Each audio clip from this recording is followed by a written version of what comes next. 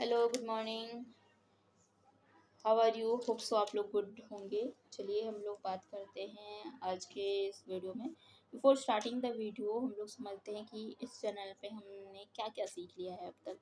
हमने इस चैनल पे हमने सीखा है कि गेम एंड स्पोर्ट्स होते क्या हैं, इसके क्या गुड एंड बैड फीचर्स हैं, इसके क्या बेनिफिट्स हैं, स्पोर्ट्स के क्या क्या बेनिफिट्स हैं। क्या इसको एज ए करियर चूज़ किया जा सकता है? अगर यस तो क्या इसको हम स्पोर्ट एज ए बिजनेस भी चूज कर सकते हैं? अगर यस देन उसके बेसिक नीड्स क्या होते हैं? और आज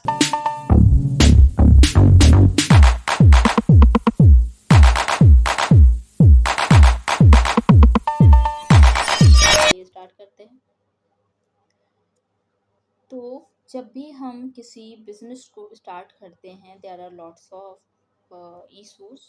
और जब स्पोर्ट की बात आए तो ऑब्वियसली ये नॉर्मल सी बात है कि बहुत सारे इश्यूज आते ही हैं। सबसे पहले तो हमारा कंफर्ट वाला प्रॉब्लम आ जाता है कि जब भी स्पोर्ट वाले बिजनेस करते हैं तो उसमें जो एथलीट्स होते हैं, स्टूडेंट होते हैं, स्पोर्ट्स जो होते हैं करने वाले, उनकी कंफर्टनेस में प्रॉब्लम आ जाती है कि वो सही से मूव नहीं हो रहा, ये कंफर्ट नहीं है। चाहे कोई भी प्रोडक्ट आप बनाओ, मे बी वो कोई शूज़ हो सकता है, मे बी कोई कैप हो सकती है, मे बी टी शर्ट हो सकती है, मे बी बॉल हो सकता है, मे बी बैट हो सकता है, tennis ball, tennis bat, hockey, कोई भी चीज़ अगर आप चूज़ करते हो तो उसमें चीज़ें जो होती है कंफर्टनेस की आती है, बहुत ही ज़्यादा इम्पोर्टेंट है।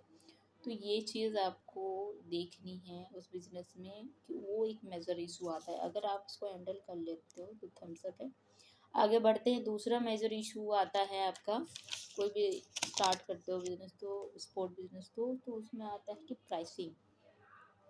क्योंकि स्पोर्ट वाले होते हैं जो थोड़े से महंगे पड़ते हैं। तो अगर आप चाहते हो कि आपका अपना एक अलग सा यूनिक सा आपका एक अलग दिखे आपका बिजनेस, तो आपको प्राइसिंग बहुत ज़्यादा लो भी नहीं रखनी है, बहुत ज़्यादा हाई भी नहीं रखनी है। एक ऐसे मीडियम सेट पे करना है ताकि आपको भी बेनिफिट हो और जो खरीद रहा है उसको भी बेनिफिट हो। तो ये बहुत ज़्यादा ज़रूरी है आपका करना। ठीक है, ये दूसरा हो गया कि प्राइसिंग आपको एक लिमिट प्राइस में रखनी है जिसको लो क्लास या मिडिल क्लास या rich family, all of them, सबके लिए क्या हो, ये इजी टू परचेज हो। दूसरा हो गया प्रॉब्लम। तीसरा प्रॉब्लम ये होता है कि स्ट्रॉन्गनेस वाली जो चीज़ें बनाते हो, क्या ये फ्लेक्सिबल है, क्या ये स्ट्रॉन्ग है, क्या ये जल्दी ख़राब तो नहीं होती। तो इन चीज़ों पे उनकी प्रोडक्ट की क्वालिटी जो मैटर करती है, क्वालिटी जो मैटर करती है वो एक बहुत इंपॉर्टेंट फैक्टर बन जाता है। तो स्पोर्ट की जो भी प्रोडक्ट बना सकते हैं उसमें क्वालिटी बहुत मैटर करती है। तो आपको इस चीज़ पे ध्यान रखना पड़ेगा। और जब भी कोई बिजनेस स्टार्ट करते हो, कोई भी बिजनेस स्टार्ट करो, उसमें कुछ मेजर फैक्टर्स आते हैं। सबसे पहले होता है मेंटेन करना, एक्यूरेसी को बनाए रखना, क्वालिटी को बनाए रखना, need to a brand. Without brand आप किसी भी बिजनेस को स्टार्ट ही नहीं कर सकते, ना ही उसको सस्टेनेबल कर सकते हो। तो स्पोर्ट बिजनेस खोला हुआ है तो नीड ए ब्रांड। हम लोग एग्जांपल ले लेते हैं नाइकी। जब भी स्पोर्ट शूज़ की किसी का माइंड में कुछ आता है कि स्पोर्ट शूज़ हमें परचेज करने हैं, उनके माइंड में यही जाता है कि हमें नाइकी लेनी है। इसलिए नहीं कि उसने ब्रांड बना दिया है, इसलिए क्योंकि वो कंफर्ट है, इजी टू यूज़ है, फ्लेक्सिबल है, स्पोर्ट मैन के लिए बहुत ही अच्छी उसमें क्वालिटीज़ है। एंड इसके अलावा जो चीज़ें होती है वो अपडेट करते रहते हैं। तो बिजनेस, स्पोर्ट वाले बिजनेस में आपको अपडेशन तो करनी ही है, करनी। एंड देन साथ में एक ब्रांड भी चाहिए, आपका नाम एक चाहिए, क्योंकि यही आपके स्टेज को लेके जाता है आगे। तो वो एक चाहिए होती है, विदाउट ब्रांड आप नहीं कर सकते। उसके साथ में आपको चाहिए नेटवर्किंग। आपको लोग चाहिए रहेंगे इस चीज़ को बढ़ाने के लिए, इस चीज़ को प्रमोट करने के लिए। तो सबसे बेस्ट तरीका, जब आप अकेले हो, मतलब कम लोग हो, तो आप स्कूल्स, ट्यूशन्स, कोचिंग्स वगैरह में जाके इसको प्रमोट कर सकते हो। सबसे पहले तो आपको उससे रिलेट इसके बेनिफिट बताने हैं स्पोर्ट के, देन आप अपना प्रोडक्ट बता सकते हो और प्रोडक्ट की क्वालिटी बता सकते हो, देन आप प्राइसिंग बताओगे। पहले आपको स्पोर्ट के फ़ायदे बताने हैं, फिर आप अपना प्रोडक्ट की क्वालिटी बताओगे, and then pricing at the end बताना है। और आप उसके साथ कुछ ऑफर्स भी डाल सकते हो अगर स्कूल्स या कोचिंग्स में जाते हो तो। अदरवाइज आपकी प्राइसिंग बहुत ज़्यादा लो भी नहीं होनी चाहिए और बहुत ज़्यादा हाई भी नहीं होनी चाहिए, इस चीज़ का ध्यान रखना है। तो ये चीज़ें अगर हम ध्यान रखते हैं तो हमें बहुत ज़्यादा इश्यूज नहीं आते हैं। सबसे पहले ये सारे इश्यूज आते हैं तो इनको ऐसे ही हैंडल कर सकते हैं।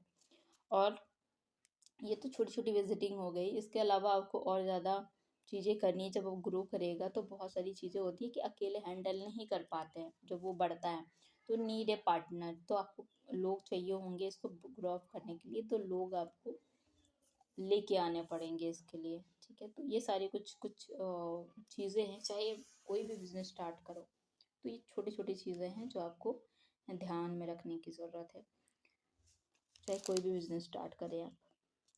तो स्पोर्ट बिजनेस में बस क्वालिटी, प्राइस एंड कंफर्ट, ये तीन चीज़ें अगर आप मेंटेन करते हुए चलोगे with updation with networking and with partnership, तो ये सारी कुछ चीज़ें हैं अगर करते हुए चलेगो तो जितने भी इश्यूज आते हैं, चाहे वो प्राइसिंग की हो, चाहे वो कॉम्पिटिटर को हो, या कोई भी चीज़ का हो, तो वो इजीली से हैंडल कर सकते हो, टेकल कर सकते हो।